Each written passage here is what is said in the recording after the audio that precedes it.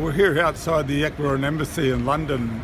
It's interesting to note that WikiLeaks has existed for 11 years, and for half that time, for 5.5 years, its founder, Julian Assange, has been detained here by the British government, and with the threat of being imprisoned and then handed over to the United States. And through the tool of the internet and WikiLeaks, Julian has given us a great gift of the truth. Nothing that's ever been published by WikiLeaks has proven to be unfounded or untrue.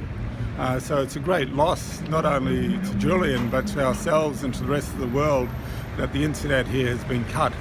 And one can only imagine the pressures that Julian has been under for being detained in this country without charge for 7 years, and in this small building, or a small part of this building across the road here, for 5.5 years. One can also imagine the pressures put on the Ecuadorian government that courageously offered him sanctuary as a political dissident whose life is threatened by the United States, and the courage of Ecuador to grant that hospitality and that protection. And one can only imagine the pressures put on that government that they should take such an action to cut the internet off. Also, the banning at the moment of any visitors to Julian is also a terrible thing. I myself was an anti-war prisoner. I've spent about 2 years in prison, but wherever I was in prison, whether that be the United States or Australia or New Zealand or Ireland or England, I always had access to visitors.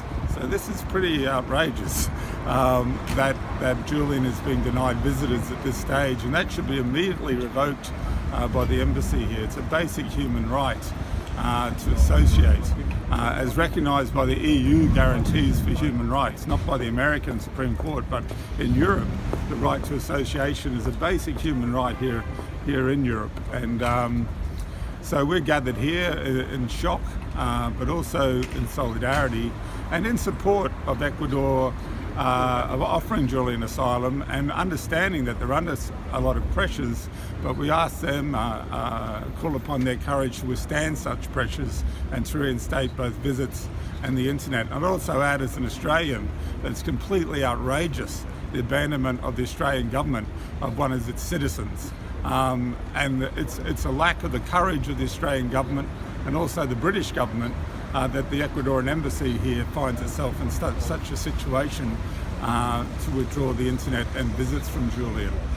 So we encourage people wherever they are in the world to increase their solidarity, and for people to gather here on Thursday, Holy Thursday, at 10 a.m. It's quite also ironic as a Catholic that this should be occurring at Easter, when obviously other people have been run roughshod over by governments and states who are only interested in protecting the power that they have and denying the truth to its citizenry.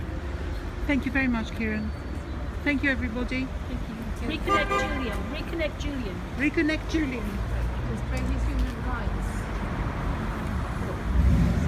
See you tomorrow. See you tomorrow. Yes.